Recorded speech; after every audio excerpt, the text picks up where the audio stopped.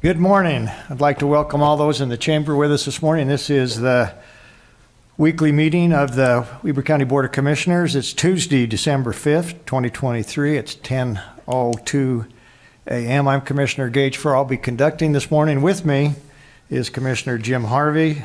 Commissioner Bolos is at another meeting. She may be joining us some point in time with Zoom or in person. We'll see how that goes.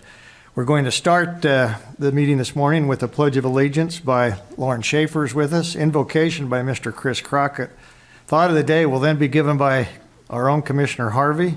We'll go to that point. Lauren.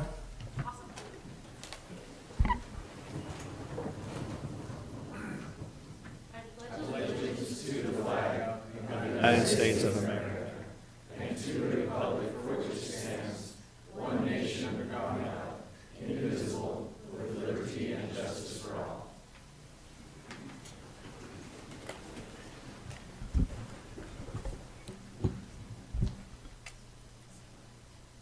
Our Father in heaven, we bow our head and offer up thanks unto Thee for the many blessings which we have. We are grateful to live in this wonderful county and to be meeting here together today to talk about the public's business. Father, we ask that Thy Spirit will be with us, that we may be able to make decisions that will improve the residents' lives. Father, we ask that during this time, this holiday season, that please bless us that we'll be open and mindful of those who are around us who may be in need, where we can have opportunities to reach out and to serve and to uplift others. We love Thee so very much, dear Heavenly Father, and we ask for these things in the name of Jesus Christ. Amen. Amen. Commissioner Harvey. You know, I had a beautiful, what I thought was beautiful, a thought prepared. But it doesn't happen very often, Mr. Chair, that I have the opportunity to take a small walk down memory lane. Good. And, I had the privilege of growing up just down the road here, Washington, just up the road, down the road, whichever direction you want to call that. And while I was there, I had a friend that I went through most of the grade schools with, who happens to be in the audience today. And he was always looking out for my well-being. He was quite popular, but he was always, we didn't have a lot of money at that part of town, and sometimes when I would have an opportunity to maybe once in a great while to maybe go on a date, because it didn't happen very often. I got turned down all the time. He would make sure that my date in advance would get flowers. And I don't know if he came about them legally or not. That's a story we'll keep private at this time. But he would always go to those dates in advance. Well, you see, at Weber State, the register in the Union Building used to keep two big books, and they were about this thick. And they were right in the Union Building by this big desk, and you could go through those books and look up an individual. Like if I wanted to know where Jason Horn was, I could look up Jason Horn and I could find his class schedule, I could find his phone number, I could find his address. That was all information that was left right out there in the Union Building. And so my friend would often find out the address of where my date was and would deliver flowers to them in advance and give them compliments. There's more of that story, and I could really embarrass him bad right now, but I'm not going to. But what I do want to say is thank him for the wonderful example he's been to me in my life. He's provided me, I must say, many opportunities to write in my journal with experiences, but also I knew he always had my back, and we've always been able to have frank, honest, and clear discussions. And I'm speaking of the city manager and attorney for Riverdale City, and that's Mr. Steve Brooks. And I just want to thank you, Steve, for being such a great man and a great example, a wonderful dad and a wonderful husband and a great friend, and thank you. Thank you. Great thought, Commissioner. With that, let's go to our public comment section of our agenda. We had asked that anyone in the chamber that would like to speak on any of the agenda items, please come forward now. Limit that talk to 3 minutes or under if you would. Now's your opportunity. Seeing no one rushing the mic. Anyone online? All right. With that, I'm going to say let's move on to our next agenda item, which is a good part of our agenda, which is a presentation. We actually have two presentations this morning, Commissioner. Great. We're going to have the first from Riverdale City Police Department. That would be the Excellent Work Awards, and Chief Casey Warren is with us. Chief, please come forward. I'm not going to spill the beans here. We're going to let you be the advocate of this presentation. Awesome. Welcome, though. Thank you, commissioners, for having me today. And I want to start off by thanking Chris Allred and his team of prosecutors. We're here to highlight a few cases that are more significant that have occurred over the last couple of years that we've been able to resolve. But I think it's appropriate to basically thank every one of his team members because they all do such a great job. I feel like that we have the best team of prosecutors in the state of Utah. And so I don't feel right getting up here and just recognize a couple because there's a lot of them here in the audience today and some that aren't, that are out working. But I feel blessed that to have these guys on our team as our advocates to help keep the public safe. A lot of these guys, they get into this business, they're attorneys, you know, people think attorneys can go out and make $1 million. A lot of them can. These guys do it though, I think they do it for the bigger cause, and that's to serve. Just not just to serve the police, not to serve the commission, but to serve the community that we represent. So I just want to take just a brief moment and tell them thank you on behalf of Riverdale Police Department. I was going to recognize our city manager for coming. Jim, thank you for doing that. He's a great advocate for us and for your office. We got Sergeant Vasquez is here to support them as well. Shaylee Nay, our administrative assistant, Assistant Chief Mike McNeely. A lot of our guys are in training right now. So, also with me today here is a victim for one of our cases, Angela Oli. You'll hear from her in just a few minutes. So, the first case I want to highlight is a murder case that occurred in Riverdale City in 2020. We were able just to resolve this case as far as sentencing goes in October. So. Just give you a brief background of the case. On Christmas morning, Riverdale police were dispatched to someone who invaded a home and shot some people. Liam Gale was the primary suspect. Liam Gale's an individual that was on parole for armed robbery, that was out and about, and he had recruited a 16-year-old boy to go out and commit this robbery. The target was a man by the name of Trevor Martin. It was a distant associate that he had a problem with, and so he enticed this young boy to go out and rob them to basically prove a point. He made comments that he was going to Grinch them on Christmas. He also enlisted his girlfriend, Brittany Rogers, to be the getaway driver. So in the late hours of Christmas when they should be home with their families, they're conspiring to go out and rob a family of their Christmas. Meanwhile, the victim, Trevor Martin, and Angela Rowley are awake, wrapping presents. It's past midnight, doing things for their kids for Christmas. The Christmas tree is up, the Christmas music's playing, and these individuals go and knock on their door. Liam Gale and Rayburn Bennett wore masks to disguise themselves. They knocked on the door in hopes of getting someone to come to the door to where they could force their way in. Liam enlisted this younger boy to do the talking so they wouldn't recognize him or his voice. Once they got them to answer the door, they forced their way into the house. Angela fought fiercely. This whole incident is captured on a porch camera and on cameras inside the house. So you see Angela fighting fiercely against these individuals. She's pistol whipped, she's thrown to the ground, and the other individual, Rayburn Bennett, runs to the back room where he engages Trevor Martin. Trevor fights for his life, and in the process is pistol whipped and a weapon is discharged.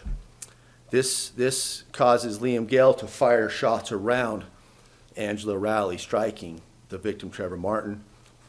Rayburn is able to gain control over the victim and shoot him multiple times. He then runs out, as he's running out the door, he engages the other victim, Angela, and shoots her in the face. There was 4 children in that home that night sleeping. They were awoken on Christmas morning to gunfire. They were awoken to their father bleeding, mortally wounded on the ground, and their mom and stepmother wounded, half her face is blown apart, and police officers storming the scene. From there, the suspects fled, and the investigation ensued. When we have these types of cases, we want to involve the prosecutors because it's important to involve the prosecutors and their investigators from the start so we can make sure as this case develops and we locate these suspects that we have the best case possible to prosecute these guys. So your prosecutors were notified in the wee hours of Christmas morning of this homicide. Instead of opening presents with their kids, Brandon Miles, Sean Bryan, Steve Haney showed up to the scene to assist in a homicide investigation. As that case unfolded, we were able to locate Brittany Rogers, the getaway driver, who ultimately led us to where WEBER met it was in West Valley, brought them back to the police department on Christmas Day. And again, they came back on their Christmas and helped with the interrogation and observed the interrogation so they knew what was going on in better preparation for trials in court at a later date. They spent the majority of their Christmas investigating this homicide. And I think that's a big sacrifice on their part. And we really, really appreciate the sacrifices, not just that they made, but their family made on part of the Riverdale Police, citizens of Riverdale, and the citizens of Weber County. From there, they assisted us on multiple arrest warrants, search warrants, GPS warrants. We still have this suspect at large. And ultimately, we were able to catch up to him about a week and a half later and arrested him. Again, they came out in the wee hours of the night, just after the new year, observed and listened to the interrogations and helped out where needed. From there, you think the work is done. We got the bad guys, right? Well, for them, the work has just begun. The victim advocates get involved. We got Jamie Pitt, who was involved from day one with working with our victim, Angela Rowley, and their family, keeping her informed on what's going on, getting her the assistance she needs to make sure this journey is the best possible outcome that we could have. Like I said, this happened in 2020. So you got to dot every I, cross every T on these cases, and there's multiple hearings that occur over these 3 years, whether it's arraignments, it's prelims, it's you name it. There's motions going back and forth. It's like another full-time job. It's just there's constantly hearings going on. So over the course of the 3 years, these guys have been working through this thing to get to the final step, which is the trial or the resolution of the cases. We'll start off and discuss Rayburn Bennett. Rayburn Bennett ultimately, through negotiations with the attorneys, pled guilty. Sean Bryan and Brandon Miles were in charge of that. Now, there was a lot of interesting things that occurred with this case with Rayburn Bennett that I think are unique and should be recognized. Angela wanted to sit down and meet with Rayburn after he pled guilty, but before sentencing. So Brandon Miles, Jamie Pitt, Sean Bryan, and I facilitated a meeting at the correctional facility to where Angela could sit down and confront the man that murdered her husband and shot her in the face. This is not something that happens every day. This is something that took the willingness and the assistance of your guys' office to do this. It was very therapeutic for Angela, and in a way it was very therapeutic for the suspect, who's 16 years old. You know, Angela was able to confront him and get some things off her chest and get some answers. He was able to apologize and let her know that there's nothing he can do to deserve her forgiveness. You can imagine the emotions that were in that room and how hard it is to sit through some of these conversations and facilitate those. And I think that's just another example of them going above and beyond. As a result of that, Rayburn decided he wanted to testify against the other individuals involved, help hold them accountable. So Brandon and Sean, we sat down multiple times with this suspect in preparation for these upcoming trials with the other two suspects, Liam Gale and Brittany Rogers. So those were set to go to trial. It takes weeks to prepare for these trials.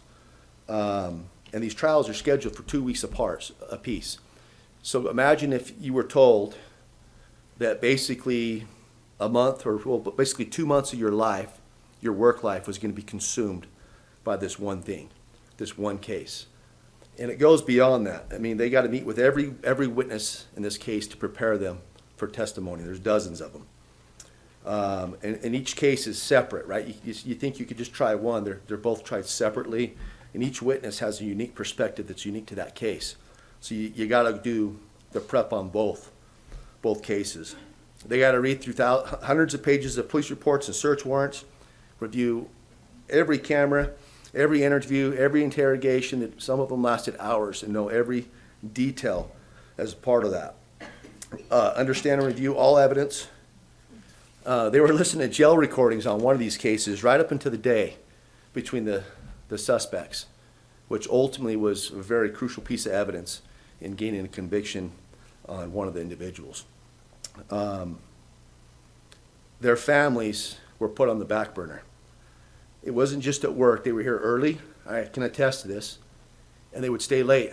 I'm getting texts at midnight on thoughts and things that they need to do, that need to be done. And I'm almost feeling guilty because I know they're just working and working and working, and they're making my job easy. And so I know of family events that they missed, and I said, hey, shouldn't you go to that? No, it's trial time. And so there's just a huge sacrifice these guys make for the community to keep us safe, to ensure that justice is served. Ultimately, Liam Gale was found guilty after trial and received a life sentence without parole. Brittany, that was just last month, was sentenced up to life in prison, so she could spend the rest of her life in prison as well. It's just a major sacrifice. The impact that these guys have on the victim as well, we really want to focus on that. We're going to hear from Angela here in just a second. She'll be able to put it in better words. But they're constantly calling her, keeping her informed, providing her, doing extra things. I understand they approached the commission for some things, for some taxes that were written off on her home, which is much appreciated. This woman's been working full-time jobs when she could be on disability, but yet she's working multiple jobs because she wants to stay productive. And I think that's part of her support system is the people behind me at this office. Really want to touch on the support staff at Weber County. They're not necessarily going to be called up for the award, but they have a great support staff. Katie Stryker, all the girls that are in the office. All these hearings and motions and things that are sent back and forth are crucial. I mean, everything has got to be done right and done in a manner, or else you run the risk of an appeal or something going on. And so their support staff is amazing.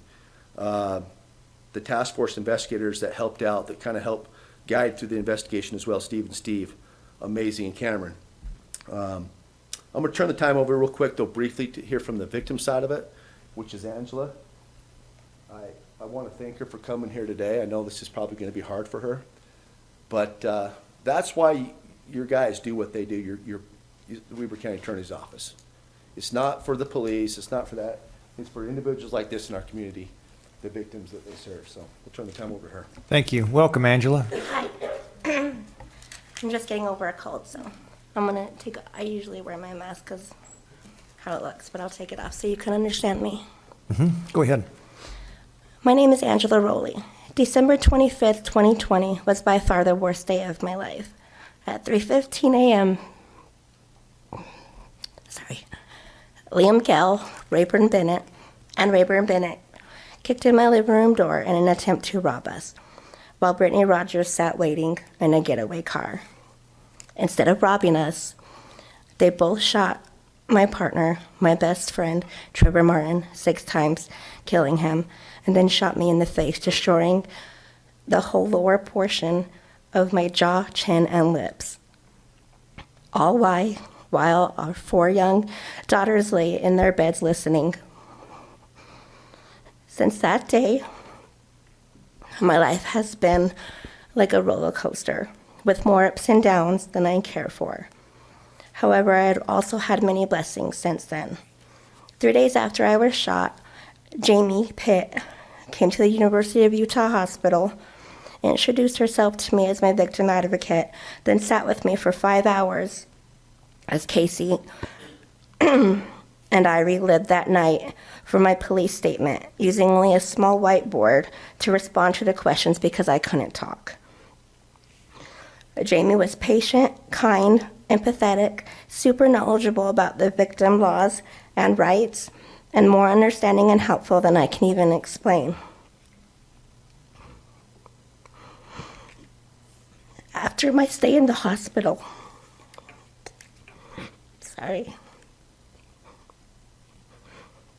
Jamie walked through the steps of my new life that I was facing, and I had no idea how to navigate. She gave me her cell phone number and told me I can call her day or night for anything. Without fail, she would answer her phone every time to help me with whatever it was that I needed.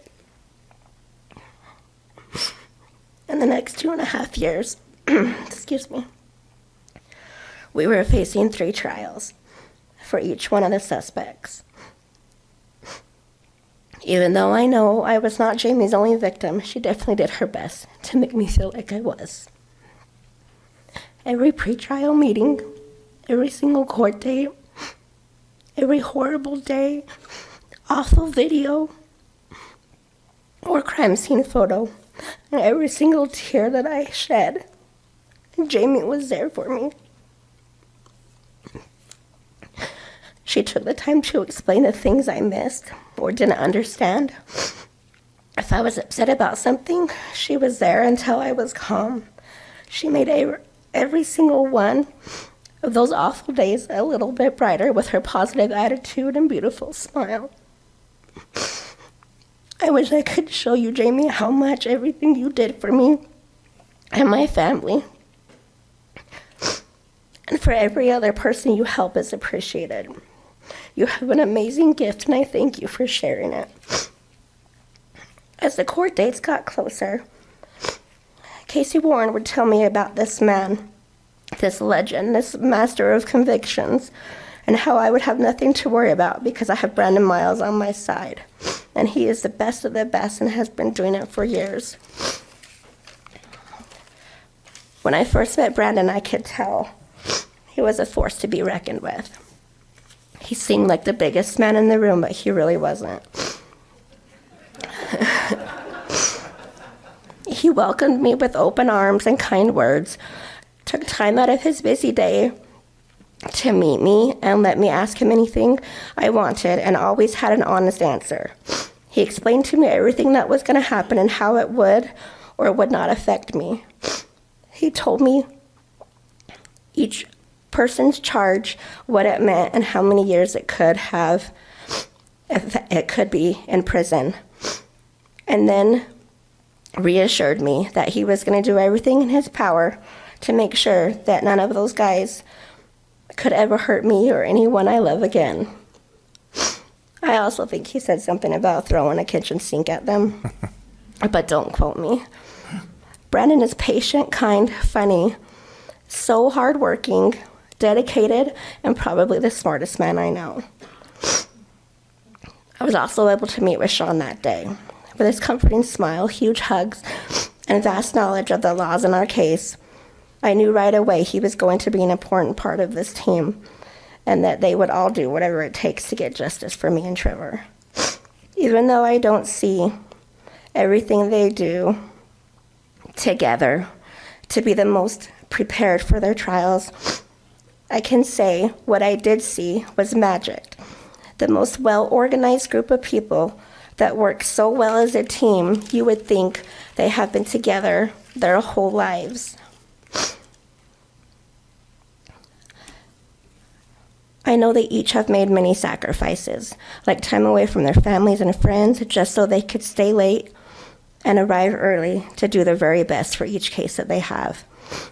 Brandon, Sean, and Jamie included me in what felt like every important decision they needed to make. They all met with me and my big family before and after every court date to explain and answer any questions without rushing us, even though I knew they had to go. They answered every email, phone call, text message, and never made me feel stupid. They always made sure I knew dates and times and took time to send reminders because I needed it. They went through every trial practice with me to make sure I was ready for the actual trial. They warned me about the bad stuff, cried with me during the sad stuff, laughed with me during the happy stuff, and most importantly, celebrated with me through each win in all 3 trials. Because of their hard work and dedication, Brittany Rogers and Rayburn Bennett will spend most of the rest of their lives in prison. Let's not forget about Tommy. With his wicked smarts and hard work and endless hours playing catch-up, he was able to jump in during Liam Gell's trial so that Sean could spend time with his new baby and wife. And without skipping a beat, he and Brandon showed the jury who Liam Gell really is. And now, as the amazing Judge Snyder said, Liam Gell will die in prison. Because of these 4 amazing people, that man will never hurt another innocent person again. After all the trials finished, to this very day, every one of those guys would still go above and beyond to make sure I know that they will be in my corner for the rest of my life. Jamie and Brandon take personal time to go over my medical bills and make sure I wasn't being overcharged by my insurance.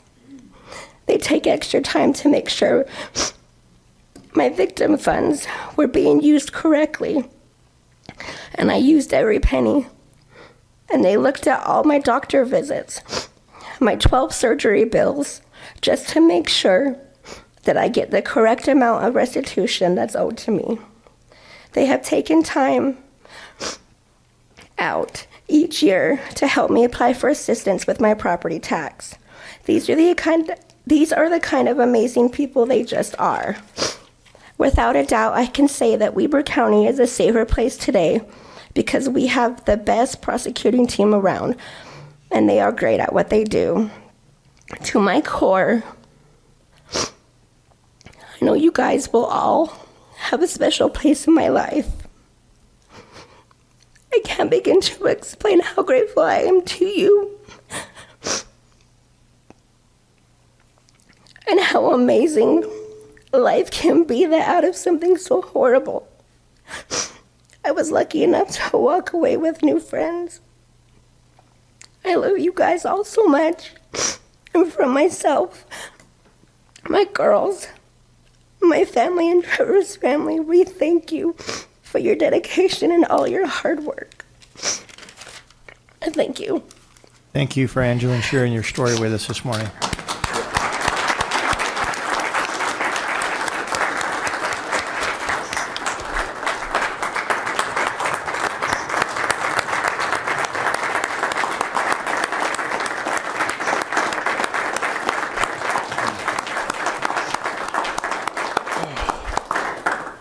Chief, back to you. I don't think I could have said anything better than that.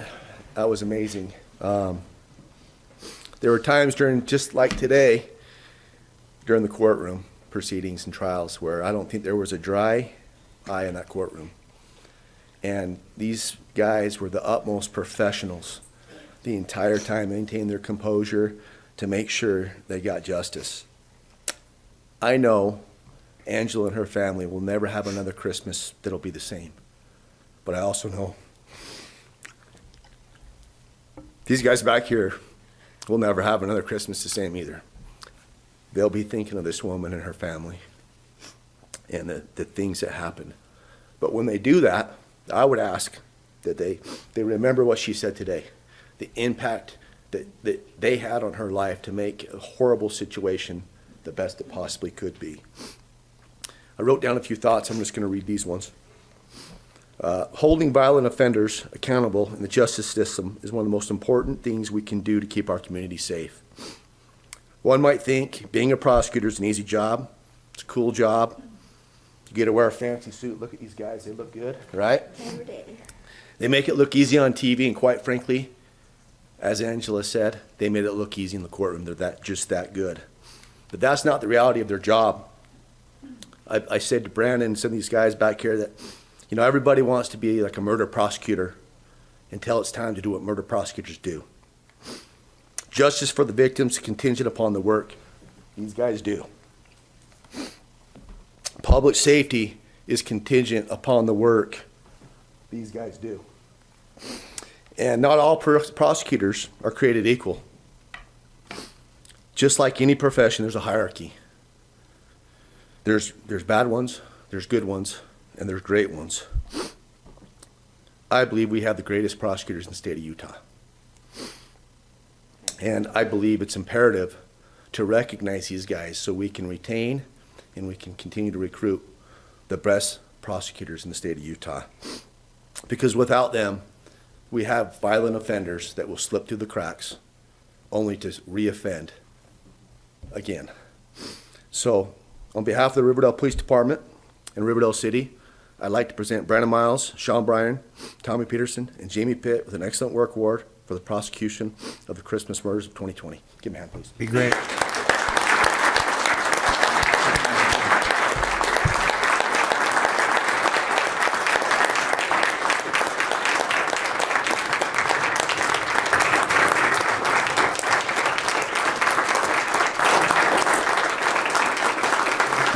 Steve and Mike, just look here. The rest out. So, okay, here we go, Brandon.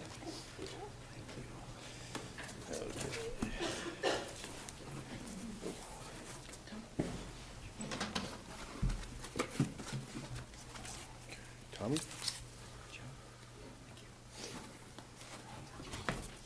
Sean? And Jamie. So maybe just want to get a picture with her? Yeah, sure. Steve, you want to come up here? They got the Boston chart. Just get a picture. Well, you guys come up here too. Waldo was one of the investigators in this case, one of the detectives. I'm gonna have you get a little closer to the commission. You can come all the way up here. Yeah. Get in. Commissioner, did you want to? You want to stand up? Or just come down? Yeah. Just come down. We'll come down.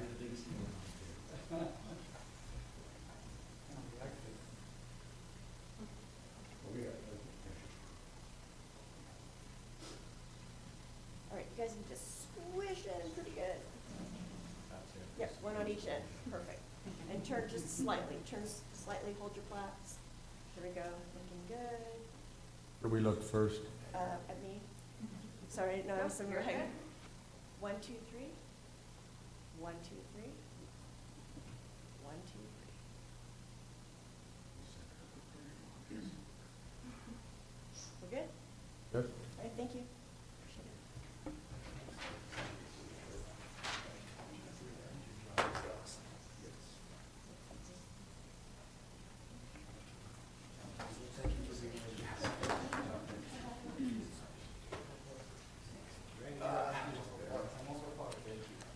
All right.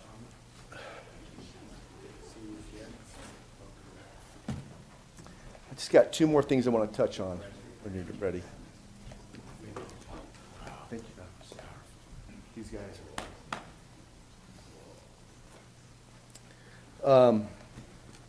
Chief, go ahead. I put the most important one first. They're all important. I had two more things, two more cases I'll quickly recognize for the sake of time. I want to recognize, I don't think she's here though. Letitia, is she here? I think she's in trial today. Letitia, want to give her an excellent work award as well. We had another murder that year, and it was, just to give you a quick background, a couple transient camp, individual ended up stabbing a transient, fellow friend, I guess you'd say, or would-be friend, and then stabbed another guy. One of them ended up dying, then they went in a wheelchair. She was, again, equally involved to the process on that case, and we were able to get a resolution, a guilty plea, where the individual was sentenced to up to life in prison for that murder. A big sacrifice on her part. And just to touch on Letitia, she's our liaison for the prosecutor's office. And so she's amazing. Anytime we call her, our officers, they call her 24/7, 365 days a year. Imagine just being able to call a lawyer at any time and they pick up. Well, she's that woman. And not just her, but everybody here is that way. And so she's just a great asset to us, and she helps build the bridge between the Weber County Attorney's Office and Riverdale Police Department, and it just makes our life easy. So I wanted to quickly recognize her for the job she did on that homicide. And then have one more real quick. I'll talk about this one as well. We just had our award ceremony. We gave a unit citation for a case that happened around Christmas last year. It was on December 22nd. It was a domestic violence case where a woman was shot. It's kind of a unique case. Mom called, said, my daughter's been shot. We don't know where she's at. Friend calls, says the same thing. We can't find her. She's nowhere to be found. All we know is that people are saying that she's been shot by her boyfriend and that she refuses to come and cooperate with the police because she doesn't want to get him in trouble. So we, of course, are searching everywhere. We're drafting search warrants. We're involved in Brandon Miles with the county attorney's office. He's kind of our point of contact on this case. He's helping us draft warrants on the house where this allegedly occurred.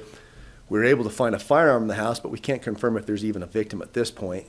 But we're able to have enough evidence to say that probable cause that it belongs to the suspect. Well, we started tracking the suspect thinking maybe he's already killed her, maybe he hasn't, we don't know. What we do know is when we put a tracker through a warrant on his phone, that he was somewhere in New Mexico. And so we were able to get him stopped by New Mexico police, and we needed a warrant to get him extradited back to Utah. Now, we don't even have the victim. We don't know if she's dead or alive or where she's at, what's going on with her. But we do have this gun charge. And so they're telling us they're going to let him go unless we have this warrant, like, in minutes, right? And so Brandon Miles, being the wizard he is and the smart as we've all heard, drafted up this warrant within minutes and got him extradited back to Utah, to where we were able to free up some time and ultimately find the victim, who indeed was shot. She had actually removed the bullets herself with the help of some friends. And she had eventually ended up cooperating, and we were able to get a conviction on this guy for attempted homicide and aggravated assault, domestic violence assault. The reason I share this story is the woman called, she called about 2 weeks ago. It's been about a year now. And at the time, she didn't want to be found. She was scared, she was this, she was that. Typical domestic violence. But she said she was grateful for her life and grateful for the things that the police department, the prosecutor's office did to find her, to help her get some help so she could get justice and get away from this man. She said she believes she'd be dead today if the things hadn't happened like they did. And a pivotal point in that investigation was getting him in custody and getting that warrant and getting it done when we did. Because if we didn't get it done and he didn't buy off on it and feel adamant about serving the public and working as talently and diligently as he did, he maybe gets released and comes back and does kill her. And so we just want to take a minute because like I say, we gave our guys an award for this, a unit citation, because it takes a lot of teamwork, but he was a very integral part of that team in getting this case resolved. So let's have Brandon come up, just give him a round of applause again. And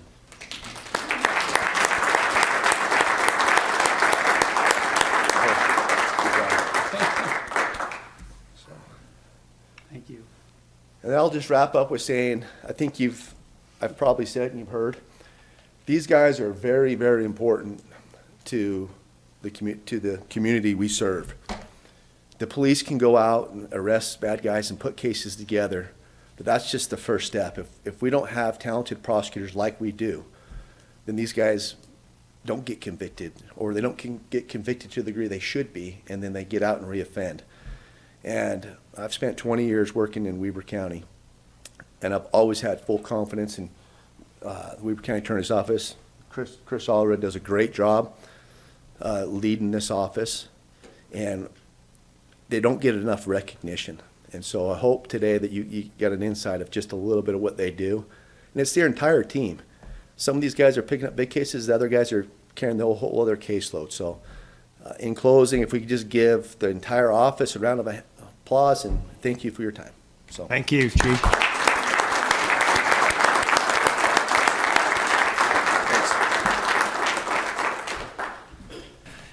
Chief, we appreciate that, and Angela especially. We recognize we have the best prosecutors in the state of Utah. We work with them quite a bit through the year on different subjects. I think it's important. I was hope that the members of the public heard this presentation today, because we have comments every now and again about, okay, why do we have that many attorneys? What are we doing with prosecutors? And it's easy to defend them when we hear stories like this. And we know as elected officials what they put forth, the work they do, but the general public doesn't understand it. But I'd also say this: I think it's a team effort. Our prosecutors depend on you just as you depend on them. And it takes the public safety, our sheriffs, our police departments, to work with our prosecutors hand in glove to make sure that we do have public safety. And that's what it really comes down to. That team effort gives the people in Weber County the security knowledge that we do have officials in this county that care about what happens to them and is willing to put forth the effort to make sure that they're well protected. And I just give you our thanks and appreciate it.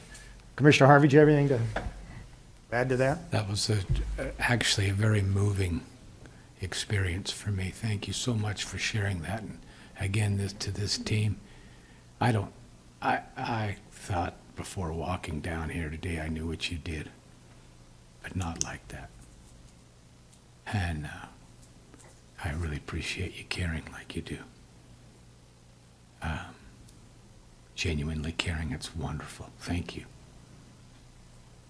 Thanks again. Now, we're not through with presentations. Brandon, do you want to come forward? So we're now joined by Commissioner Bowles. So we're now at our presentation, Weber County Victim Coordinator Supervisor Homicide Task Force. We're going to recognize Ms. Jamie Pitt, who was just up here in the previous award, for her receipt of the 2023 Natalie Thurber Justice Award. Brandon, go ahead. Time's yours. If I may approach, I'm going to show the award to the commission. Oh, nice. We wanted to recognize, as the Utah Homicide Survivors recognize Jamie Pitt in our office. She is one of our wonderful victim advocates. You've heard just one story that are amongst hundreds, if not thousands, of similar stories from other cases. Our office, I think last I checked this year, we're over 6,000 cases that we've screened and or prosecuted that involve teams of individuals, different combinations of attorneys, victim witness advocates, support staff. All of them play an integral part in bringing successful prosecutions, which we are tremendously successful at in our division. And so I wanted to sort of recognize all of them for all of their contributions, large and small, to every bit of that. They all deserve the credit. But Jamie Pitt, as you've heard, is one that goes above and beyond. She is a victim witness coordinator that is assigned to our homicide cases. And so in every case, she is out making connections with victims, family members, that the survivors of the homicide, in order to get them access to resources, to keep them informed, to comfort them. And this is a process that becomes years and even lifelong connections that she makes with individuals that many of us have connections to, but she connects to all of them because she is involved in every single case. In fact, even this morning, as we were, before coming down here, we were talking about homicide cases that occurred back in 2011, where victims were still communicating with her. and cases in 2014 where we said we need to get in touch with this person again to make sure they're doing okay, because Jamie becomes lifelong friends and quasi-family members to these. And so she was the recipient of the Natalie Thurber Justice Award. It was the first annual award given by the Utah Homicide Survivors in this category to recognize her exemplary service on behalf of the families of homicide victims. Because as you've heard in just one story of how above and beyond Jamie goes in these cases, that is not unique to that case. She does this in every case that she becomes involved in, cares very deeply to make sure that victims are heard, that they're informed, and that she can comfort them through the process and even help us in the many other capacities that she fulfills in her office. And so we wanted to thank her and inform the commission that she is a resource as recognized by this award for the state. Many other victim witness programs reach out to Jamie for advice on how to handle issues, and she helps them as well. And I think she's responsible for most other victim witness programs around the county as they were getting started and getting advice on how to best handle different matters. They came to her because she is that point person, and we're so lucky that she is in our office and is the one that we can depend upon to do this. And so I wanted to recognize Jamie Pitt for that. And Jamie, give her a come on round of up, and applause. we have a little presentation from the commission as well, if that would be all right.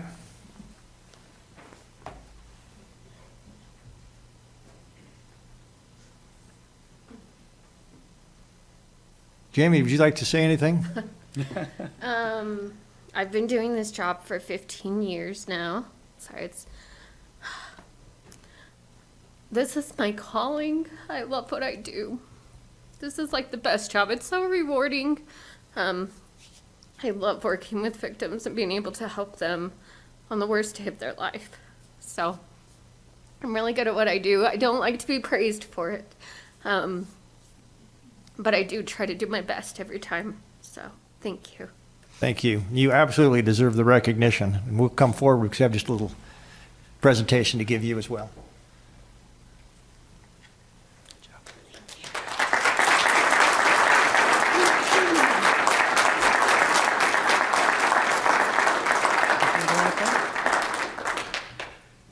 Do you want to? Yeah. Randy, come on up here with us. Oh,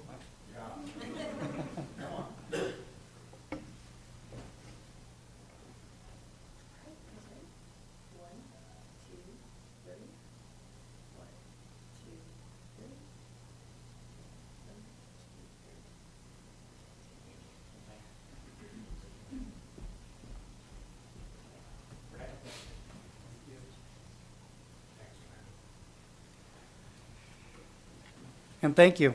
I think that concludes our portion of this meeting.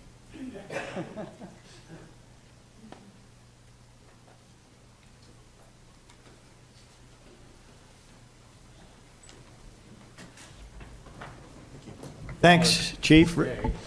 Appreciate you being with us. Great presentations.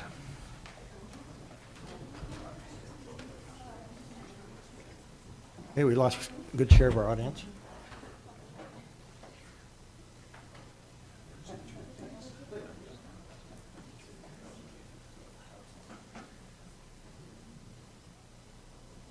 All right, Commissioners, we're going to move on to our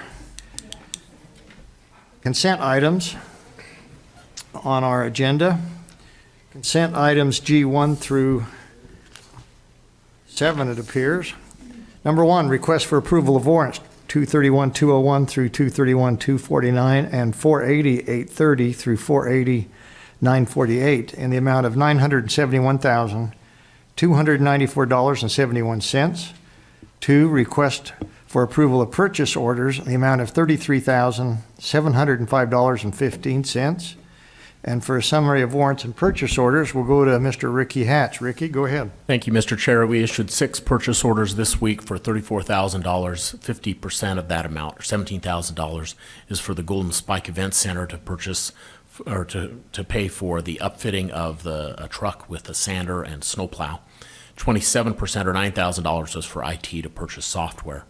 As far as checks issued this week, we issued 168 warrants for $971,000. 22% of that amount, or $214,000, was the monthly contribution to WEBER Human Services. We also had the monthly contribution accounting for 12%, or $117,000, to the Convention and Visitors Bureau. 10%, or $101,000, was for the sheriff to purchase vehicles. 8%, or $82,000, was for the library, which went towards books and materials, utilities, and building improvements. And 5%, or $51,000, was for the jail to pay for utilities, food, and medical supplies. Okay, questions for Mr. Hatch? None. Seeing none, let's go to our next consent item 4, request for approval of business licenses. 5, request from the Weber County Tax Committee for approval to refund taxes in the amount of $1,335.02 to Edward F. Armstrong, Jr., parcel number 169503 for prior 4 years paid incorrect basement finish square feet. 6, request for approval of an interlocal agreement by and between Weber County and Weber Area Dispatch 911 and Emergency Service District for provision of certain admin services. And 7, request for approval of retirement agreement by and between Weber County and Paula Brown. That's our consent items, Commissioners. Comments, questions? If not, I'd entertain a motion for approval.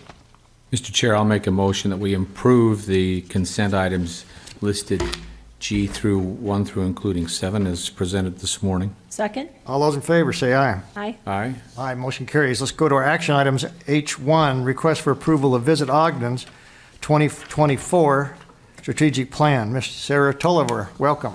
Sarah? Thank you. Good morning. I am humbled to be up here following that presentation. That even though they're gone, I want to share my gratitude for all of our public safety and public service folks for being there in our greatest moments of need. Thank you.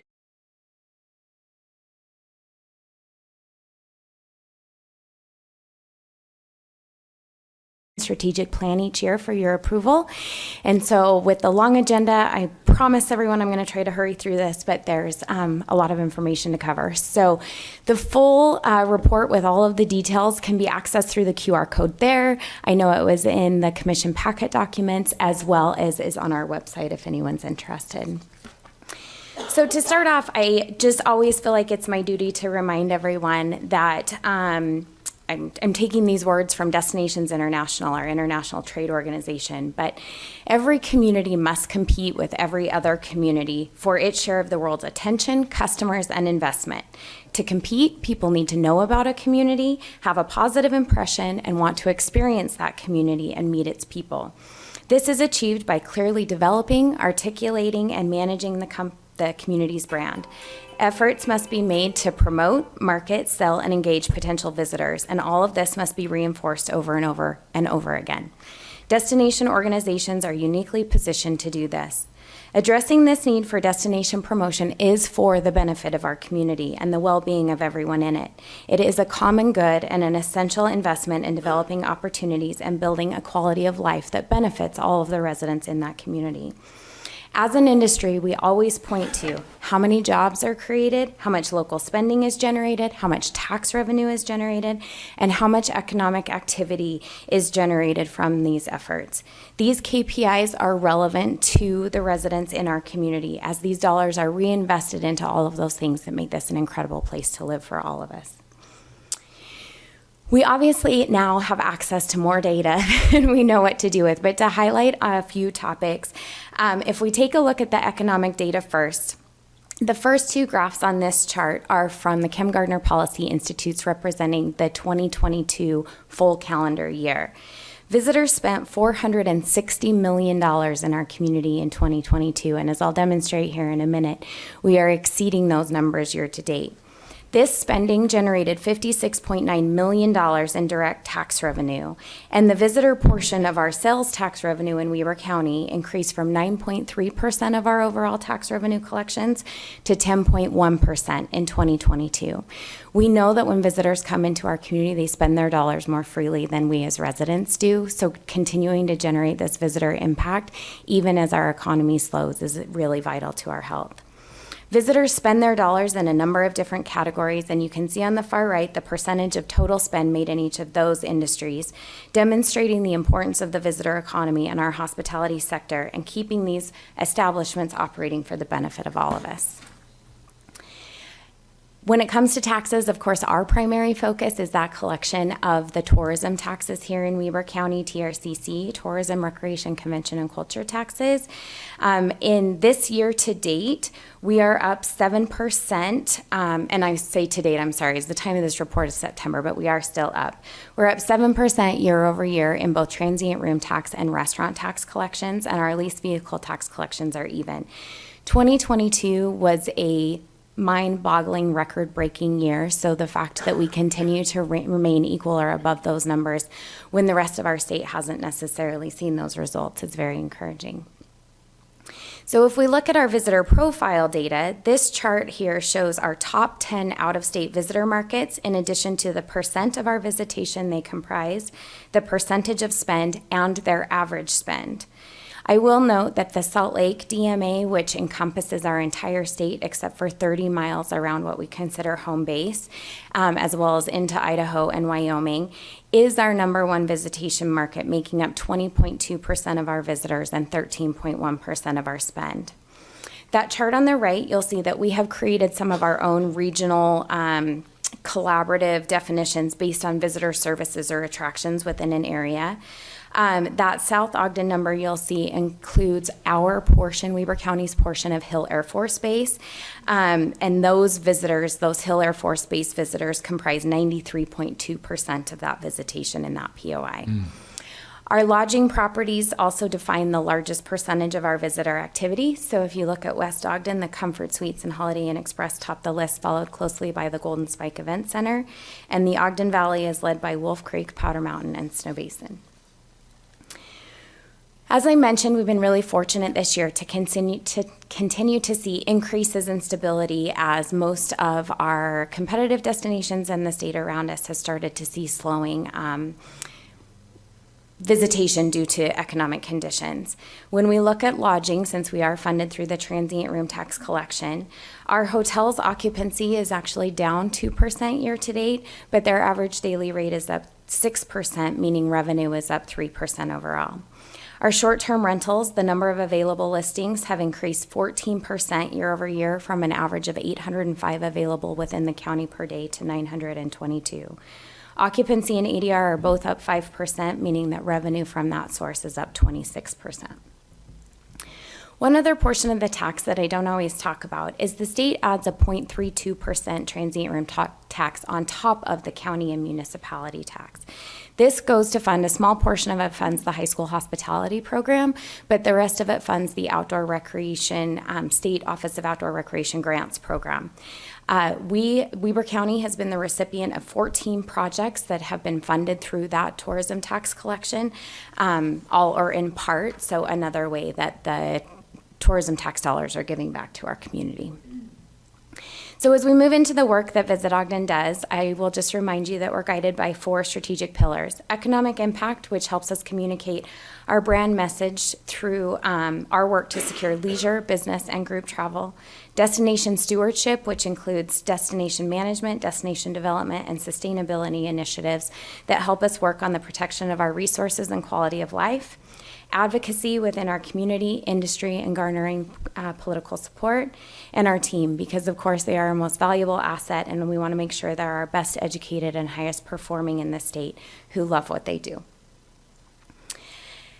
And we're entering the year with some incredible ski recognition, and I want to call out both of our resorts. While we know that sometimes locals have mixed reactions about this kind of national accolade, these results, Powder Mountain being ranked as number 1 and Snow Basin as number 2, came from a ski magazine reader poll, meaning that people who experienced time on each of these mountains ranked them as their top 2 opportunities they'd ever been involved in. And I think that deserves a huge shout out to the employees and teams up there who continue to create world-class experiences that continue to put us on the map for visitors all around the world.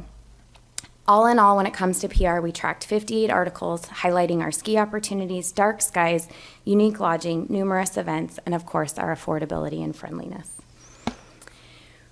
You can see in that full report all of the details from our number of campaigns. We split things out into always on and then seasonally, so winter, spring, summer, and fall.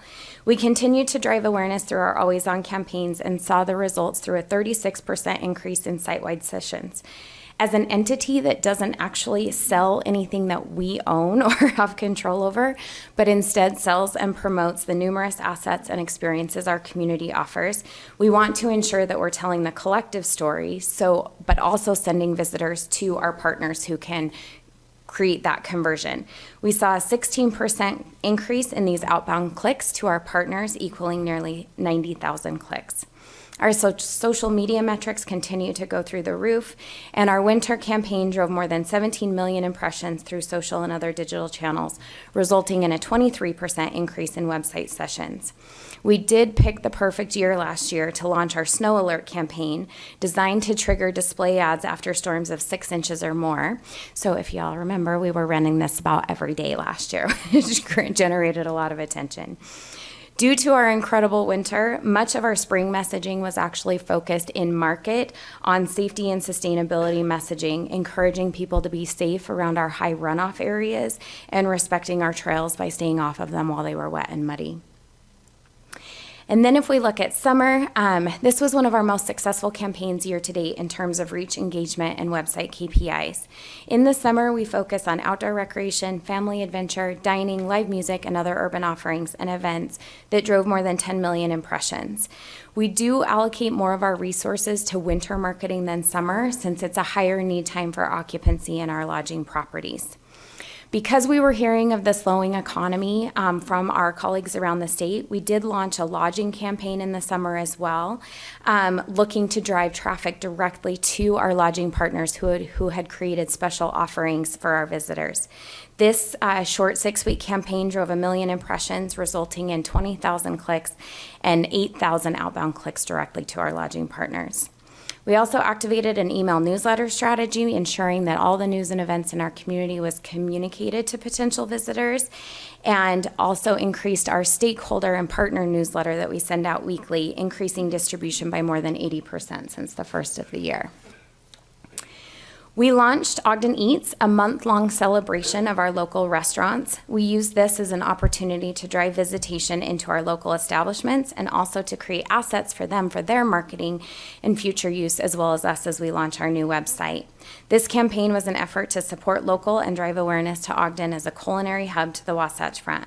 We saw more than 54,000 users on the Ogden Eats webpage, a 75% increase year over year from Ogden Restaurant Week. This is a video I'm going to skip past, but I hope you'll go on our social channels and watch it. For group business, we continued to see great success in sports tourism, welcoming back Triple Crown Sports for the Fast Pitch World Series, which increased their team count from 55 teams last year to 92 this summer. And we also hosted the first annual Best of the West finale with 46 teams. Spartan again brought more than 10,000 racers to Snow Basin in our community, and we celebrated our most successful year of the TCG Worldwide Review, welcoming 1,400 attendees and generating $900,000 in revenue for OEC. We hosted 35 groups with 31 attendees for a total economic impact to our community of $17.9 million. These collaborative partnerships continue to lend to our success, not only here locally amongst the teams at the OEC and the Golden Spike Event Center and the Ice Sheet and Weber County Parks, but across the state with Team Utah for sports, Meet in Utah for group business, and the creation of the Rocky Mountain Collective that our team spearheaded, bringing together 10 sales teams from Utah, Colorado, and Idaho who are working together for some enhanced opportunities. And I will play this one since it highlights some of our venues.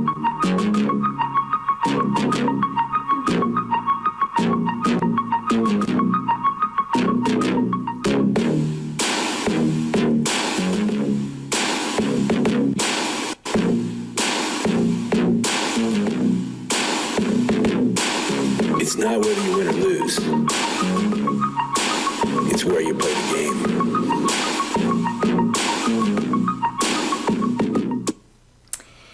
We We are super excited about the Ogden Eccles Conference Center remodel and the opportunities that that will lend us moving forward, and also anxious for the end of the Golden Spike feasibility study. I will acknowledge that it is a bit difficult not to be envious of some of the facilities our colleagues are building out and recognizing some of the competition that will bring our way. But we know that we have a team here in Weber County that seizes every opportunity, and our collaborative nature helps us succeed beyond everyone else. We're realistic about these facilities, but know that the improvements and evaluations we're making here in our community, and we will continue to highlight Weber County as we keep our eyes on the possibilities and opportunities moving forward. So looking at destination stewardship, at the beginning of this year, we completed our tourism sustainability assessment with the hopes of beginning work on our destination stewardship plan. I thought I had a really great opportunity to secure additional financial support on this by applying for an EDA grant, which a year later we are still waiting on, even though we've been told we've been approved. So we'll get to work on that the day that we find out for sure that we've received that grant, and are excited to have that work completed. In addition to sustainability initiatives, I mentioned that this includes our destination development and management. We did create a destination development plan in 2020 and have now finished phase 1 of that. We also hosted quarterly community trainings to help educate our partners in the latest marketing and technology skills. We formed a DEIA community coalition and continued with our hidden disabilities trainings through the community to ensure everyone would be welcome here. We partnered with the Ogden Downtown Alliance and Ogden City to create a billboard on I-15, since we are the only community along the Wasatch Front that you cannot see from the freeway, and we don't qualify for UDOT gateway signage. We also focused on ways to try to communicate with our residents. One opportunity we embraced was an effort to let our community know of the assets they enjoy that are funded all or in part by tourism tax dollars. We created these Tourism Works window clings that have been placed on all county venues. All Tourism Tax Advisory Board grant recipients had to utilize the sponsorship with this logo, and we're hoping to continue to drive additional awareness throughout the community of all of those assets that impact our quality of life. And finally, advocating for our industry and our community partners, as well as our impact, also receives a lot of our time and attention. We participated in Tourism Day on the Hill with some of our other county partners, worked closely with the state, county, and city on short-term rental legislation, worked on the Office of Outdoor Recreation Strategic Plan, continued to try to twist Weber State's arm to implement a hospitality program, and are involved in all of these boards within our community and state, as well as working very closely with the Utah Tourism Industry Association. So as we look forward into our strategic plan for 2024, we are facing the same inflationary cost constraints as every other human alive in every other department. So we will continue to be innovative, creative, and strategic on how to best utilize the resources we have and continue to driving impact in this ever-increasing competitive marketplace. You can see our strategies and core business objectives aligned more detailed and fully in that report, but to just highlight a couple.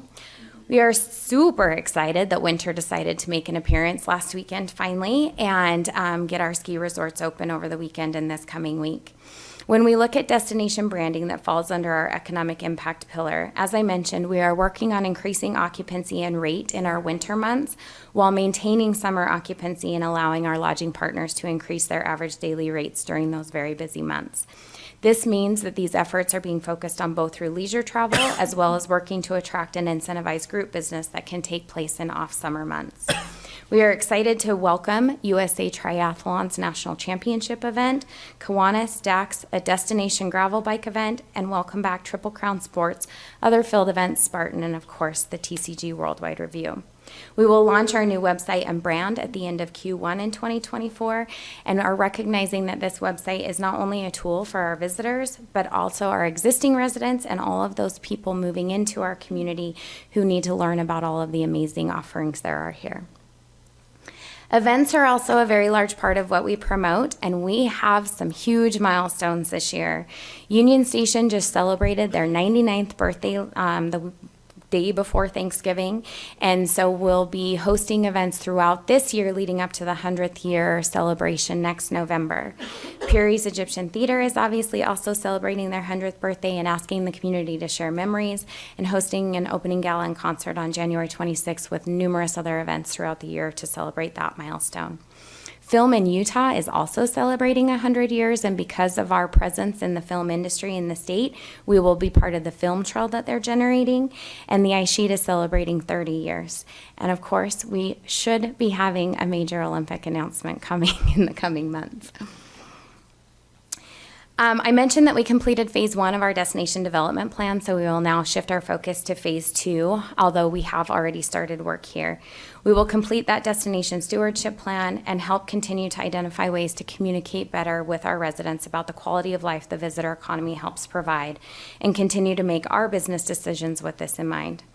We will determine the needs of our community for Olympic preparedness, develop responsible visitation toolkits, and hopefully receive 2 additional EDA grants for art installation and an economic impact study to continue to positively impact the arts and culture in our community.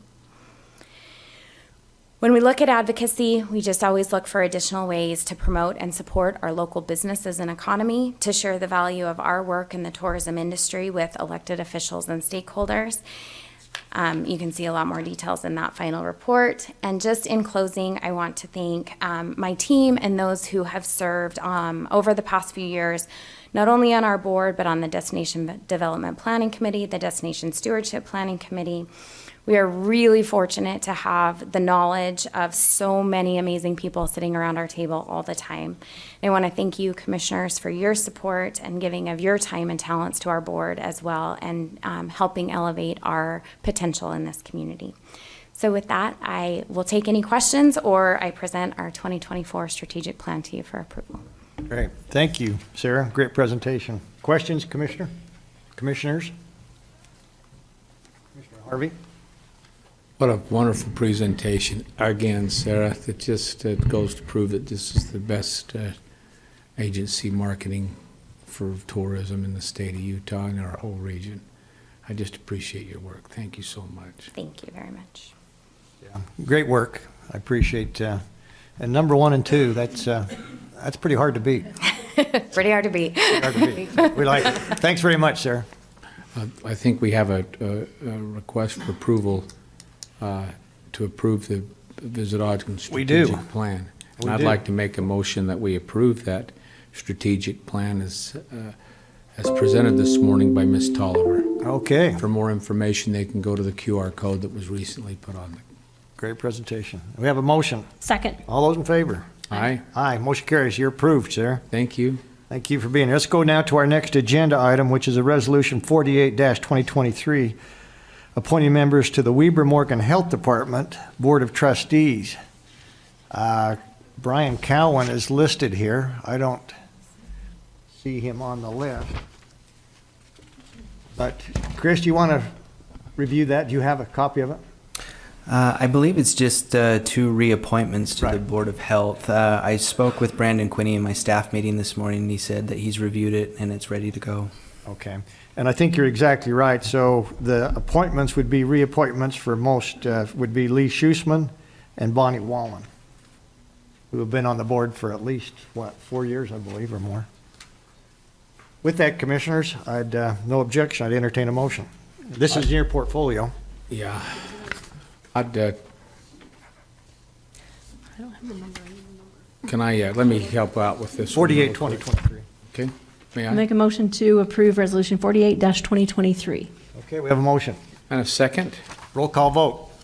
Roll call vote for Resolution 48-2023. Commissioner Bolos? Aye. Commissioner Harvey? Aye. Sheriff Rohr? Aye, thank you, motion carries.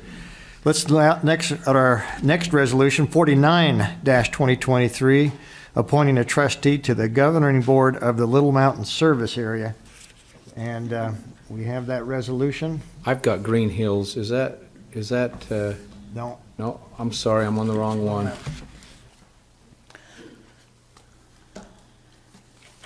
Okay, great, very good. Mr. Chair, I'd like to make a motion that we approve the name of Eric Dodson to serve on the LMSA area. That would be 49-2023. okay, we have a motion. Second. All those in favor, or excuse me, roll call vote. Roll call vote for Resolution 49-2023. Commissioner Bolos? Aye. Commissioner Harvey? Aye. Sheriff Rohr? Aye, thank you. Okay, let's go to our next resolution, 50-2023, appointing a trustee to the Green Hills Country Estates Water and Sewer Improvement District. So now it's Green Hills. Mr. Chair, I'll make a motion that we approve or we appoint Natalie Davenport as a trustee of that district. That would be resolution number 50-2023. Second? And we have a second. Roll call. Roll call vote for Resolution 50-2023. Commissioner Bolos? Aye. Commissioner Harvey? Aye. Chair Floor? Aye. Thank you. Motion carries. Okay. Good job, Stacy. Stacy, good job. That's what I'm saying. I said, good job, Stacy. Okay, we're now up to the approval of an agreement by and between Weber County and Sandsburger Echo to secure entertainment services for the Hof German Fest, January 19th through the 2024. Cassie Bybee. Yes. Good morning, Commissioners. What a meeting. this Guten has been. Morgen, Frau. Yes. This is one of the entertainers. We have 3 groups that will be joining us. I'm going to review 2 of the contracts, and we're waiting for the 3rd group to finish signing their contract, and then I'll present that as well. But this little bit about this festival, the Hof German Festival, is they're the sister city. Hof, Germany, is the sister city of Ogden City, and this year Ogden City is bringing in 21 dignitaries, including the mayor of Hof will be attending. And they have an agenda for several days. They'll be here for about a week, but they will be appearing at the Hof Festival both days, and we're going to do some media releases and things early morning, and hopefully the Hof mayor will join us for those early morning interviews as well. So we're excited to have the dignitaries from Hof actually joining us this year. And Salzburger Echo is a great band. They've come previously for several years and very entertaining, and so we want to invite them back. Sounds great.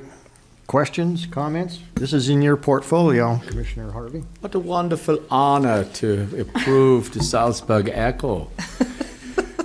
You have a little German Of about course, yeah, Tony Brazelton, yes, with Salzburg. Yes. So, Mr. Chair, I'd like to make a motion that we approve this contract. And we have a motion in German. Second? And we have a second. All those in favor? Aye. Aye, motion carries. Let's now go to the next agreement between Weber County and the Polka Tone / Window White to secure entertainment services for the Hof German Fest. Yes. Cassie, you're still up. Yes, the Polka Tones, they have not, I think they've performed out in the past at Golden Spike when it was out there, but they have not been recently. For several years, they haven't performed, and we were able to secure them this year, a little bit larger group that will be coming in and playing for us. So we're excited to have them come this year at the conference center for the first time. So Great. Okay. Mr. Chair, motion to approve Linda White with the Polka Tones and the other group for the Hof German Fest. Okay. Second? All those in favor, say aye. Aye. Aye. Aye, motion carries. Thanks, Okay, Cassie. thank you. Without objection, we're going to move agenda item 7 to the end of the list because we'll have to convene as the Board of Canvassers at that. So let's go to agenda item 8, and we'll come back to that, which is 8 is request for approval of the Grove Cabins, PRUD subdivision Phase 1 consisting of 11 lots, approximately 4553 North, 7 Bridges Road, Eden, Utah, 84310. Tammy, 8 lot. Good morning, Commissioners. Morning. Excuse me. We are forwarding a recommendation for final approval from the Planning Commission, from Ogden Valley Planning Commission, for the Grove Cabins PRUD subdivision. This is part of the Bridges PRUD. The conditional use permit for that was approved back in 2016. You can see kind of a little timeline. Preliminary approval was granted in September of last year, and then a recommendation for final was granted in January of this year. And now this is coming before you. If you turn to page 3 in the staff report, you'll see the list of conditions of approval that the Planning Commission has forwarded on. All of those have been met prior to this meeting date. A couple of things to note: Wolf Creek Water and Sewer will be servicing this subdivision. There is common area included that surrounds each of the 11 cabin sites and public roadways throughout. Do you have any questions for me? Questions for Tammy? No, Mr. Chair, if you're ready, I'd like to make a motion. Go ahead.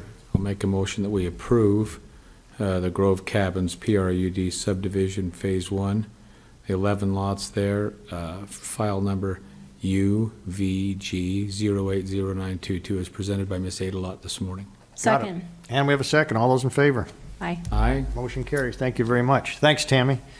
All right, let's go to our next item, request for approval of a lease agreement by and between Weber County and the Board of Education of Ogden City for the Weber Morgan Children's Justice Center. Mr. Chris Crockett. You're up. Commissioners, this is the lease agreement it's a long-term lease agreement with the Ogden School District for a piece of land for the new site of the Children's Justice Center. It is a long-term lease of 100 years, coming at a very steep price of $100. The Ogden School District has so generously worked with us to create a place where we can construct this Children's Justice Center that's centrally located so that all community members throughout Weber County can benefit from this great program. So we've reviewed the lease agreement with you in work sessions. If you have any questions for me, I'd be happy to answer them. Questions for Mr. Crockett? None. None. We've been through this. This is a good opportunity for a lot of people in this county. So with that, I'd entertain a motion. Make a motion to approve the lease agreement by and between Weber County and the Board of Education of Ogden City for the Weber Morgan Children's Justice Center, as presented by Mr. Crockett. Thank you. Second. All those in favor, say aye. Aye. Aye. Motion carries. Lease agreement's approved. Let's next go to the approval of an agreement by and between Weber County and Gardner Engineering to finish the engineering design and prepare a construction building package for the extension of 4100 North from approximately River Road to Powder Mountain Road Highway. That would be Highway 158. Mr. Ashley Tolman. Yes, good Ashley, morning, you're up. Commissioners. So before you is a contract between the county and Gardner Engineering to finish the design and prepare construction bid documents to complete this road all the way to Powder Mountain Highway. It's a contract we discussed in a work session, and their plan is to finish the design and have this bid out in the spring to get going on this work. Any questions? Good. So construction would be completed sometime a year from now or thereabouts? Yeah, we believe it will take place next summer. Okay. And since it's wide open, it won't take very long. No traffic there already. Yeah. Then we'll kind of hold off. The UDOT's working on the bridge in Liberty, and they've asked us to not add any traffic to that bridge until it's replaced. Okay. So we won't open this road until that bridge is replaced. Got it. Okay, Commissioners, questions, comments? If not, ready for a motion. Make a motion to approve the agreement by and between Weber County and Gardner Engineering, as presented by Mr. Tolman. Second. All those in favor, say aye. Aye. Aye, motion carries. Thanks, Ashley. Okay, thank It's you. approved. Let's now go to our request for approval of an amendment to an agreement by and between Weber County and Hogan and Associates Construction, Inc. to establish a guaranteed maximum price. I'm assuming that's on the Ogden Eccles.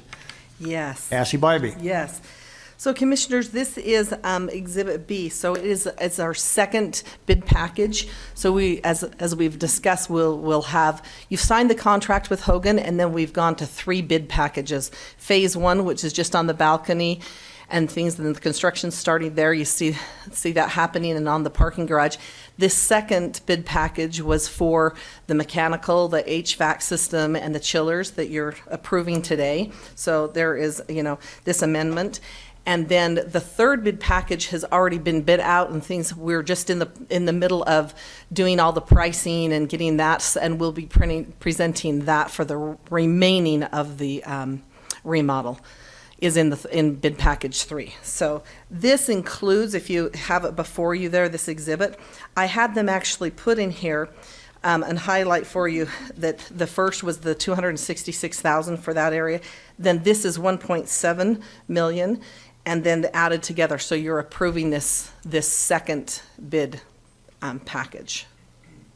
Okay. The reason why we're doing that, just so that you're aware, is so GC is a construction management general contractor.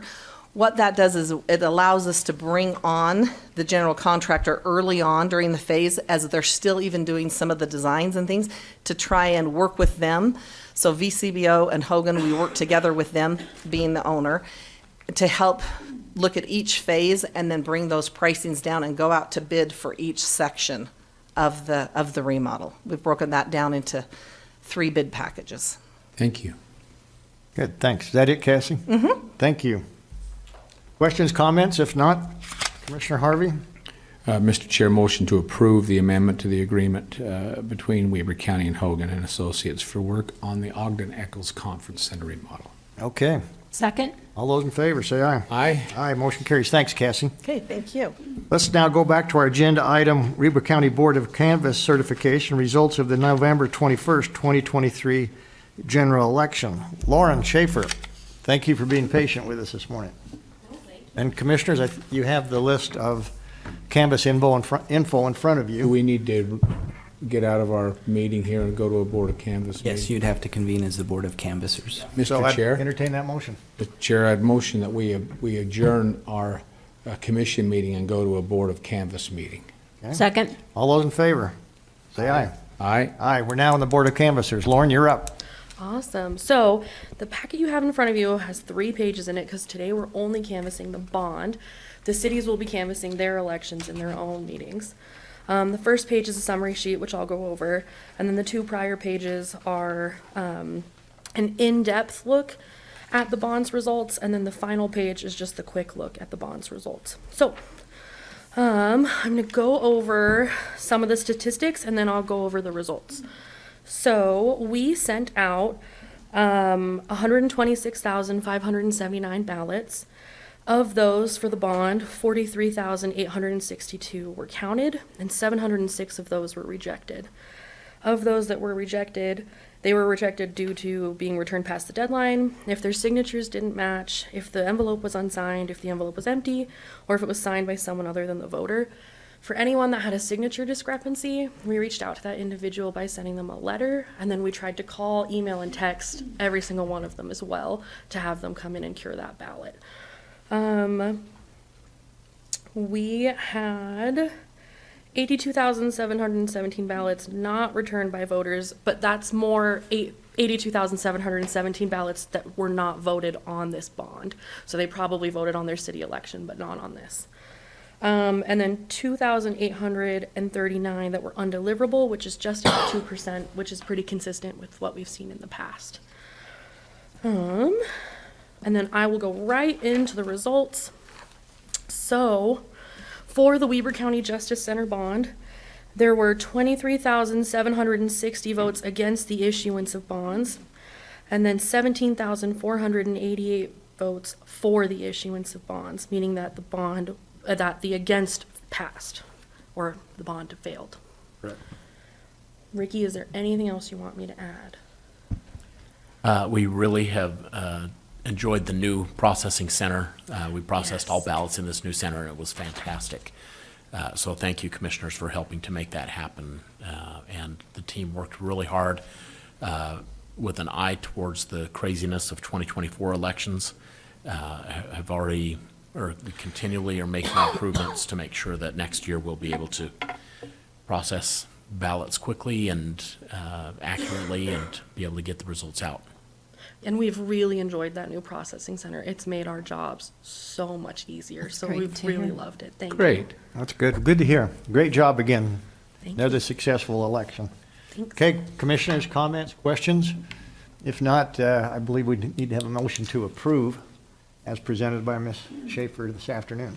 I'll make a motion to certify the results of the November 21st, 2023 general election as presented by Ms. Schaefer. Second. And all those in favor, say aye. Aye. Aye. Motion Thank you. carries. Thank Thanks, Lauren, appreciate it.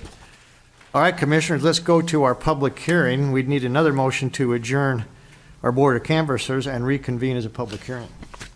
So moved. Second. All those in favor? Aye. Aye. Motion carries. We're now in a public hearing. The first agenda item is to consider approval of ordinance. This would be 2023-34 to amend the zoning map on 18 acres from A1 and RE15 to R1-15 to amend the development agreement that applies to the property zoned RE15, property located at 4300 West, 1600 South. Steve Burton, you're up. Yes, good morning, commissioners. Good morning. Good morning. So, yeah, it looks like everybody didn't want to stick around for this one. Can't This believe is this is a proposed zoning map amendment, or rezone as we call it, in the Western Weber planning area. on 18 acres. And we brought this to you before, just a few weeks ago in a work session. But feel free to stop me if you have any questions as I present a few things. One thing I'll forward to you first, so that I don't forget, is the Planning Commission recommendation. So on November 7th, 2023, the Western Weber Planning Commission unanimously forwarded the following motion. They said, we recommend approval of the application as proposed with the following conditions. One, the existing development agreement is amended to reflect the R115 zoning. And then they made the following findings. One, the proposal provides public street and trail connectivity. Two, the proposal provides meaningful open space contributions and park improvements in the area. Three, the proposal is consistent with the general plan, goals, objectives, and policies. And four, the proposal is compatible with the character of the existing development in the area. I'd like to just make sure that that's clear to you, so that the Planning Commission, his recommendation is heard. What I've got on the map here is just an image showing you on the left is the existing zoning. So you'll see, and you may be familiar with this project because earlier this year there was a rezone from A1 to RE15. Let me see if I can draw. Sorry, sir. She left this here. Thank you. On the screen here on the left, you can see that existing zoning. There is a this little shape over here is 15 acres that was zoned from A1 to RE15 at the beginning of this year. And the reason that was done RE15 is because we didn't yet have the R115 zoning. The R115 zoning was created shortly after this rezoning was approved. As this developer started to plat their 15 acres in this RE15 zoning, they realized that they were stuck and they could only plat so many lots, and they needed an egress out to another street. And 4,300 over here on the left is where they purchased 3 acres and are now proposing to include that on this rezone. And rather than going with RE15, we suggested that they go with our new ordinance for R115, which fits the general plan better for this area. See if I can go to the next slide here.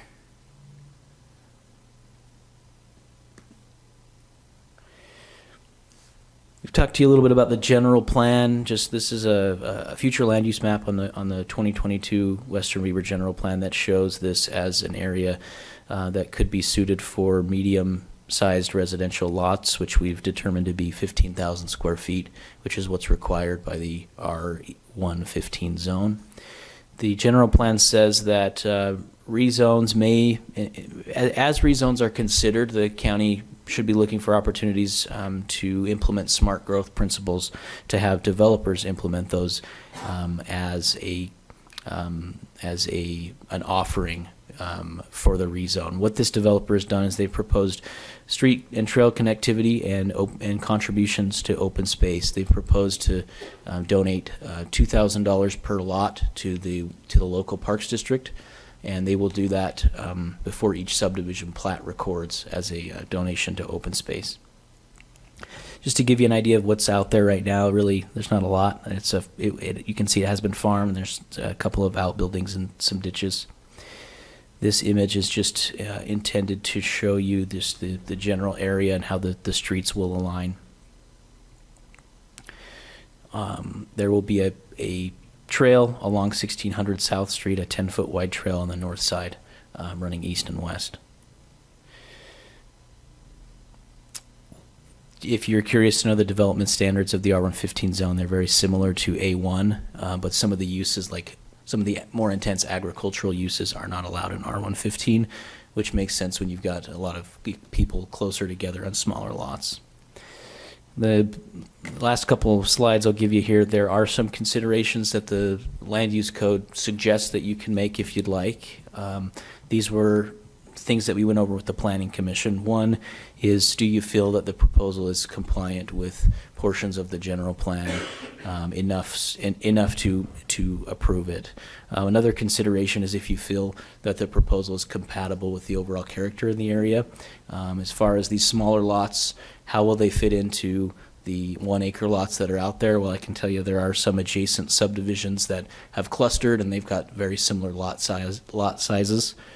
So at least as staff, we don't feel that the smaller lots will be incompatible at all. Another consideration you can make in considering a rezone is if you think the proposal will adversely impact adjacent property. We certainly don't want that to happen, and we've got a process built into the land use code, as you're well aware, in our subdivision ordinances where we look at things to make sure it's not negatively impacting the surrounding properties. I think this is my second to last slide. A couple more considerations. If the facilities, if the services in the area are adequate to allow a development like this. Now, what you'd be seeing would be a total of 45 subdivision lots as a result of this rezone. And the developer has provided some letters from service providers like water and sewer, and we typically will reach out to these other service providers like schools and police if they ask that we reach out to them on rezones, and I think we certainly would on maybe a little bit larger of a rezone. The developers also provided a letter from the park, a letter of support from the Parks District. These last two considerations: will the property be able to be developed in a manner that won't impact ecological or other natural resources?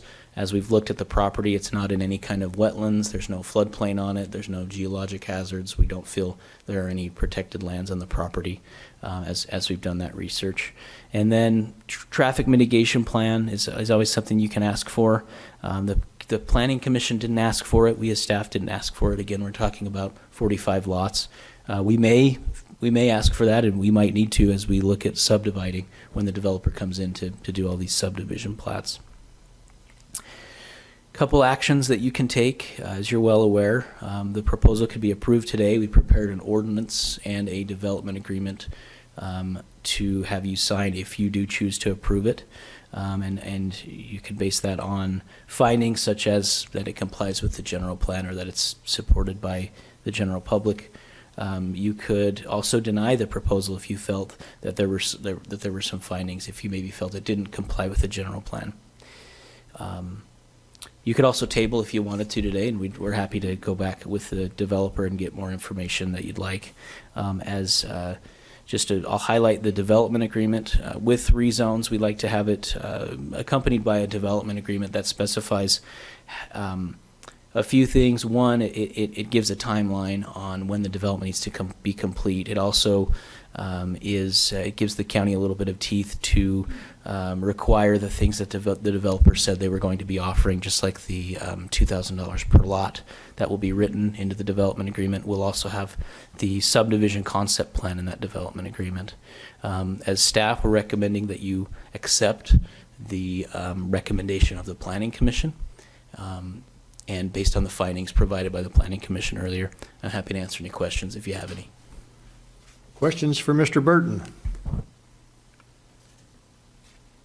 We've been through this a couple of times, so Steve, good job. Thank you. See no questions. Let's go to our next public hearing agenda item, which is discuss and possibly take action on file number ZTA 2023-02, a proposed ordinance, which would be 2023-35, to amend the Weber County Code pertaining to the standards and regulations for agritourism operations, allowance for agritourism operators in the S1, F-10, and F-40 zones, and allowing certain limited agricultural sales in agricultural zones. Charlie Ewert, you're up. I think that explains it right there, what you just said. We talked about this in our work session a little bit last week, gave you a stack of things to read through. I don't have anything much more than what we've already discussed to discuss in today's meeting, unless you guys have questions for me. Okay. Yeah, I know we've been through this. Commissioners? I think we covered it before. Good. Okay. All right. Thank you. Thank you. Charlie, great presentation. All right. Let's now go to our public comments. I don't see any, well, I do see any members of the public that would like to come forward and discuss either one of these proposed ordinance changes. Now's your opportunity. Anyone online? With that, commissioners, seeing none, I would entertain a motion to adjourn the public hearing and reconvene as a public meeting. So moved. Second. All those in favor say aye. Aye. Aye, motion carries. Let's now go to our action on the public hearing, which would be I-2, request for approval of an ordinance to amend the zoning map on 18 acres from A1 and RE15 to R115, and to amend the development agreement applies to the property zone RE15, property located at 4300 West, 1600 South, as presented by Mr. Steve Burton. Mr. Chair, Yes. I'll make a motion that we approve that ordinance to amend that zoning map on those 18 acres, but I also like the presentation that Mr. Burton gave, and I would like to require that when those plats are recorded, that donation goes through, or that those funds to the district go through. Park District, got it? Or might need to restate that. Sound good? I think we got it, and I think the Park District will be well aware of that. So with that, and we had a second? Second. That would be ordinance 2023-34. 36. 36. 36, how come it's 34 on mine? All right. 36, 2023-36, all right. Go ahead. Okay, roll call vote for ordinance 2023-36. Commissioner Bolos? Aye. Commissioner Harvey? Aye. Chair Floor? Aye, thank you. All right, let's go to our next item, which requests for approval of file number ZTA 2023-02, an ordinance to amend the Weber County Code pertaining to the standards and regulations for agritourism operations, allowance for agritourism operations in the S1, F10, F40, and allowing certain limited agricultural sales in agricultural zones. I'm assuming that would be 2023-37 then. Okay. Make a motion to approve ordinance 2023-37. Second. Roll call vote. Commissioners, my apologies. You were correct. That it was 2023-34 for the prior. Well, and I 35 thought it was, that's what's on my sheet here, Yeah, so. I apologize. All right, let's redo that then. So 2023-34. Under item I2, I2. I'll amend my motion to make that 2023-34. Second. All those, roll call. Roll call vote for ordinance 2023-34. Commissioner Bolos? Aye. Commissioner Harvey? Aye. Chair Floor? Aye, motion carries. So we're back to the motion that was made on actually 2023-35. Amend that motion to be ordinance 2023-35. Second. Roll call vote for ordinance 2023-35. Commissioner Bolos? Aye. Commissioner Harvey? Aye. Chair Floor? Aye, motion carries. Thank you. All right, we're now to Commissioners' comment. As I recall, this is one of the longest-running commission meetings we've had for a while. Yep. Yeah, good meeting. It was a great meeting, though. Okay, no further business. I'd entertain either commissioner comments or a motion. Motion to adjourn? Second. All those in favor? Aye. Aye, motion carries. We're adjourned. Thank you very much. See you later this afternoon.